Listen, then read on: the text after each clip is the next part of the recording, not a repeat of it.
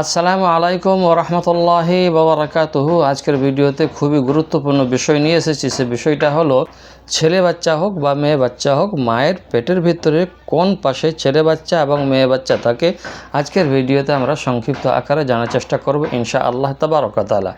অনেকেই বলে থাকে বাচ্চা এই পাশে থাকে, বাচ্চা ওই পাশে থাকে, কিন্তু ইসলাম রীতিনীতি অনুযায়ী কি বলে, ইসলাম এ ব্যাপারে কি বলে যে বাচ্চা মায়ের পেটে ডান পাশে থাকে না বাম পাশে থাকে, সেটা ছেলে হোক বা মেয়ে হোক।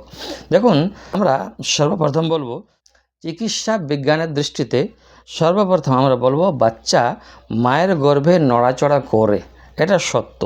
কখনো সে ডান পাশে করে, আবার কখনো বাম পাশে করে থাকে। এটা নির্ভর করে শিশুর অবস্থান, মানে শিশুর পজিশনটা নির্ভর করে। তাই এটা প্লাসেন্টার অবস্থান, মায়ের শারীরিক যে গঠন, কিন্তু ডান পাশে থাকলে ছেলে, বাম পাশে থাকলে মেয়ে, এটা বৈজ্ঞানিকভাবে কিন্তু প্রমাণিত নয়। তবে ইসলাম কি বলে এ ব্যাপারে আমরা আজকের ভিডিওতে সংক্ষিপ্ত আকারে শুনে চলে যাব ইনশাআল্লাহ তাবারক ওয়া তাআলা। দেখুন, ইসলামে বলা হয়েছে এই ধরনের কোনো নির্দিষ্ট কথা নেই যে গর্ভাবস্থায় ছেলে বাচ্চা পেটের ডান পাশে থাকে বা মেয়ে বাচ্চা বাম পাশে থাকে। আসলে এগুলো মূলত লোকমুখে প্রচলিত একটি ধারণা, কিন্তু কোরআন এবং হাদিসের কোনো সহি প্রমাণ এতে পাওয়া যাচ্ছে না।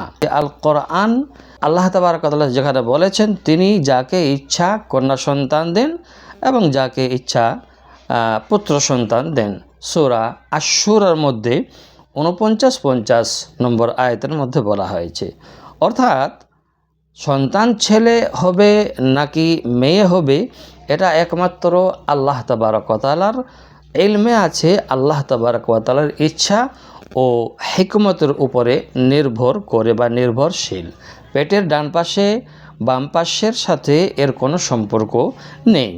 ইসলামের মূল কথা কি জানেন? ইসলামের মূল কথা হলো ছেলে মেয়ে উভয়ে আল্লাহর নেয়ামত।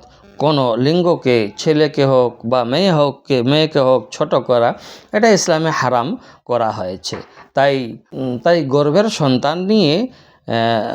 সন্তান অর্থাৎ সন্তানের লিঙ্গ নিয়ে কুসংস্কার বিশ্বাস করা ঠিক নয়। আপনি শুনলেন যে ভিডিওর মধ্যে বাচ্চা সন্তান যদি ছেলে হয় তাহলে ডান পাশে থাকে না বাম পাশে থাকে। আশা করব বুঝতে পেরেছেন। ভালো থাকবেন। আসসালামু আলাইকুম ওয়া রাহমাতুল্লাহি ওয়া বারাকাতুহু।